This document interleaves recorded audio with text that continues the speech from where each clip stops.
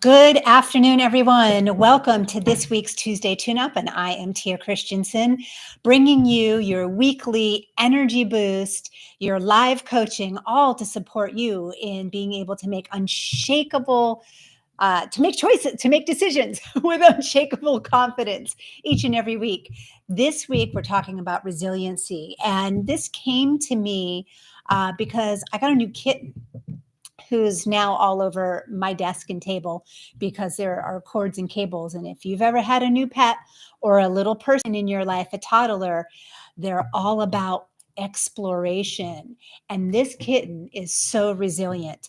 I now understand where the idea of 9 lives for cats come from, because this little kitten has, in her running and playing, fallen down the stairs, fallen from high places, as she's playing with my cat Azriel, and they get into it. I'm watching them in their play, and I'm noticing how resilient she is. Her name is Chloe, and she has been an inspiration for the last couple of weeks, and really taking a look at my own self and my own resiliency. So this is what we're going to talk about today. We're going to start, as we do every week, with our 3 deep breaths together. I'll move into the Reiki transmission, which is happening as soon as you join us each and every week. And then I'll go into the channeled message for this week. So if you have not already subscribed to my YouTube channel, please do so. Just hit that subscribe button down below. And if you find that this video supports you, inspires you, brings you healing, please share it with someone who may be in need, somebody who might be struggling right now, who could really use some support, because that's what we're here to do at the Awakened Heart community, is to support everyone in creating a trauma-free legacy so that we can create limitless possibilities in our life with boundless joy and radiant health. All right, so I invite you to go ahead and close your eyes if it's safe to do so. Lean on back in your chair, let those shoulders drop down, and we're going to breathe in as deep as we can through our nose. We're going to hold that breath for a moment, and then we're going to exhale through our mouth. So let's go ahead and breathe that breath in now as deep as we can. And holding at the top, and exhaling for 4, 3, 2, and 1. Breathing in again as deep as we can through the nose. Holding at the top, and exhaling for 4, 3, 2, and 1.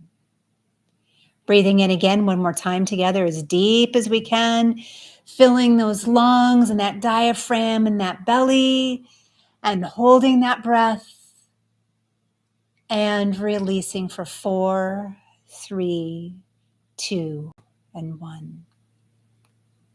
And you are welcome to keep your eyes closed as I transmit this Reiki energy directly over to you and tap into every single person's energy that is connected to this transmission, which happens even if you're watching the replay, because there really is no time or space when it comes to energy healing and to beaming Reiki over distance and through time. It's part of the training of Reiki. It's been part of the training and part of the Reiki experience for decades. So let's check in here today. There's a lot happening around the head area, not just the crown, but around the ears. There's some minor chakras in that area, and even around the neck, just before we hit the throat chakra. So we're going to just check in here and invite the Reiki energy to surround us and blanket our entire upper area with healing energy.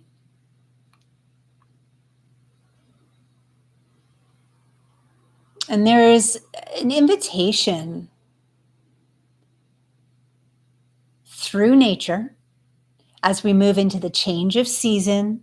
It's coming for those of us in the Northern Hemisphere. I don't know about you, But here in New England, I can certainly feel the difference in the air.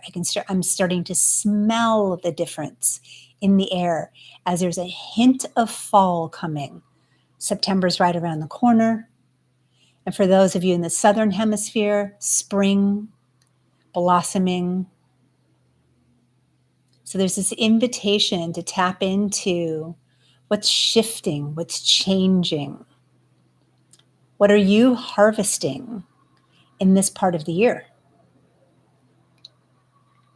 Also, those of you who are business owners or working in the boardroom or in managerial positions, career-driven entrepreneurs, we are in the planning phases for 2024. We're headed into fourth quarter. So setting the vision, creating goals for next year.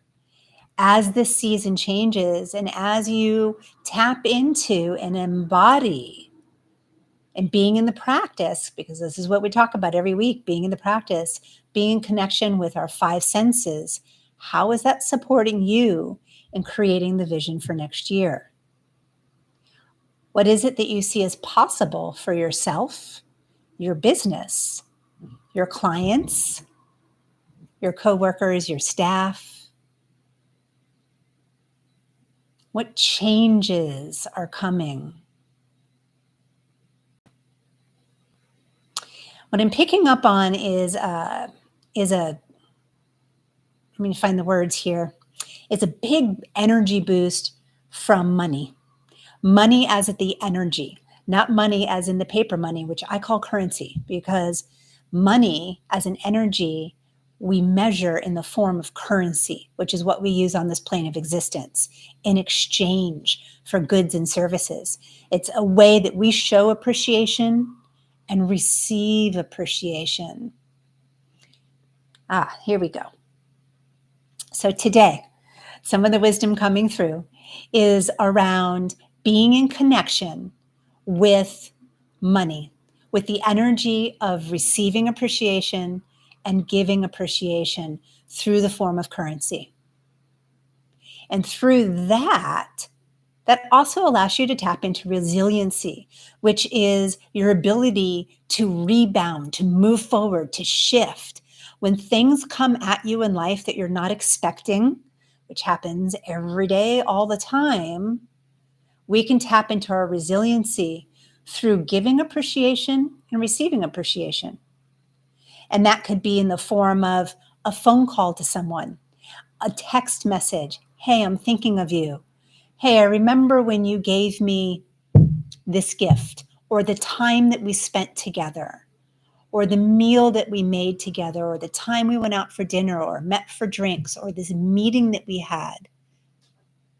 And I want to let you know how much I appreciate you. I'm thinking of you, whatever the words are for you, and how easy it is to take just a moment and send the energy of appreciation outward, which will come back to you threefold, as long as you are in the open-hearted space of receiving that appreciation.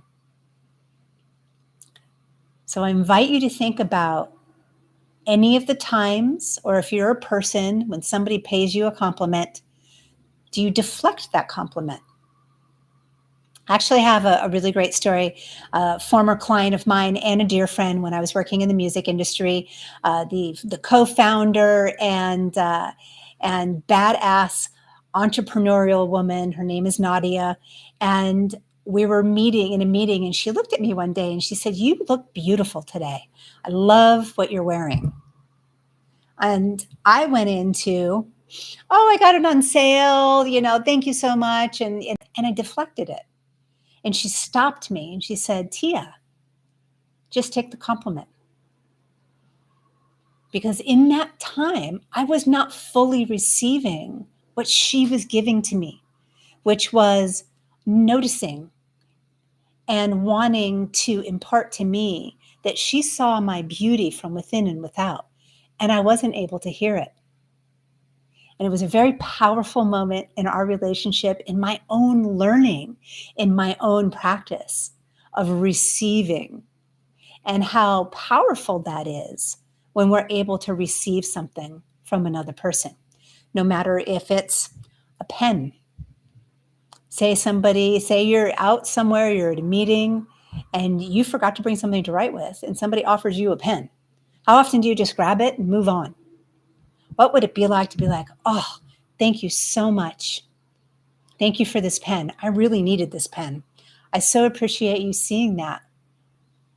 I'm filled with gratitude right now. How that gift of receiving will light up another person. So I'm hoping that you can begin to feel and sense and experience the circular nature of giving and receiving. And let me tie this into currency. Every time I pay a bill, I give thanks. I send a prayer. I am in gratitude, not because I'm coming from a place of scarcity and, oh my gosh, I'm so grateful I had the money to do this, because I'm coming from a place of abundance and how much joy I get in paying my rent for this incredible space that I live in this amazing neighborhood, in this amazing town, and giving thanks to my landlords for creating such a beautiful space that I can be in my practice, that I can come here live with you every week, that I can create a beautiful home for myself and my kitties. And I'm in gratitude, and I'm giving blessings to my landlords and saying, thank you for creating this space. Giving gratitude to the electric company, to the gas company, to the lease company for my car. I'm so grateful for my car. I'm grateful that I have a vehicle that I can get in and drive and count on and know that it's going to work. I am grateful, Goddess, for the abundant flow of currency that allows me to pay for all of this abundance in this plane of existence so that I have freedom, that I have convenience, I have comfort, I have safety. And as I'm in gratitude from a place of abundance, more of that energy comes to me. So I'd love to know from you. Pop a comment in the comments down below. What does the energy of giving and receiving, what comes up for you around that, especially around currency? And are you a person who deflects compliments or doesn't quite know how to receive a gift? Which is all okay because we're human beings and it's part of the human experience. And that's why we're here talking about these things. When we're in the practice of receiving and being abundant, that supports us in being resilient. Because it's all about the mindset shift. When we have the ability to shift our mindset like that, the entire world changes. So recently, if you've been watching my lives or follow me on social media, or if you're receiving my newsletters, you know that I was diagnosed with stage 1 cancer, breast cancer, in December. Last week, I had my follow-up 6-month visit, and everything is clear. I have a clean bill of health, as much as the Western medical community will give you one. And I attribute that to listening to my body. I am in deep gratitude for the support that I have and that I had from the team of doctors, the oncologists who supported me in my journey. I am in gratitude that I stopped and listened to my body, because I was definitely in my ego when the diagnosis first came, where I wasn't going to follow any of the Western medicine protocols. And then I went into meditation and I checked with my body. And my body specifically told me, remove the cells. And even in meditation, I was like, are you sure? Are you sure you want to do that? Come on, body. Oh, come on. Divine? Is that really what we're doing? Come on, higher self. Really? We don't believe in that stuff. And I was in my ego. And the body came through very clearly, remove the cancer cells through the surgery that was proposed and the follow-up radiation and all of that experience. And now I'm here today to tell you I don't have any cancer cells, which I knew in my bones, and now I have empirical proof. So resiliency, by tapping into my inner guidance, by being in connection with my five senses and this wonderful physical body, shifting out of my egocentric thinking into, hey, body, what is it that you want? Divine, goddess, God, spirit, universe. What is your guidance? Where are we going with my healing journey? What do I get to learn from this and through this? And what do I get to share? And being in the place of being in inquiry instead of being so stubborn in my egocentric belief. Because, hey, I'm an energy empowerment coach. Healing's my jam. I do Reiki. I work with Diamond Light. I'm a life activation practitioner in the lineage of King Solomon. I live in energy and I know that we can heal in many different ways. Instead of being egocentric in that space, taking a time out and allowing myself to check in gave me the resiliency to be in the space I'm in right now. And so as I watch my little kitten, Chloe, who is now 13 weeks this week, and her running all over the apartment and jumping up on things and literally jumping off of things and flying through the air and jumping in the shower with me, like, how many cats do you know jump in running water? And she just jumps in. There's an innocence within her because she's learning about the world around her. And how can I support her in that innocence and being in discovery and in resiliency when something happens and she falls or has a misstep and takes a moment and shakes it off. And I can support her in moving forward. So that's an example of how we can do that for ourselves. When we skin our knees, we stumble. And I look at my cancer diagnosis as a road bump, as a speed bump in my superhighway of life. It was a moment because I have chosen to take it as a moment of time out. Let me evaluate what's going on with my body. What does it need? What's the deeper message here? All right, my loves, what's coming up for you? What's landing for you? And I'd love to read some of your shares. Even in the replay, I love getting your comments so that I can come back and be in conversation, because this is all about creating community and sharing our wisdom with each other. So I'm going to check the comments section here just to see what might be popping through while I put my readers on. All right, we're a little quiet today, which is okay. That's all right. I'm going to go ahead and tap into the Reiki energy that's being transmitted and see what else might be wanting to come through today.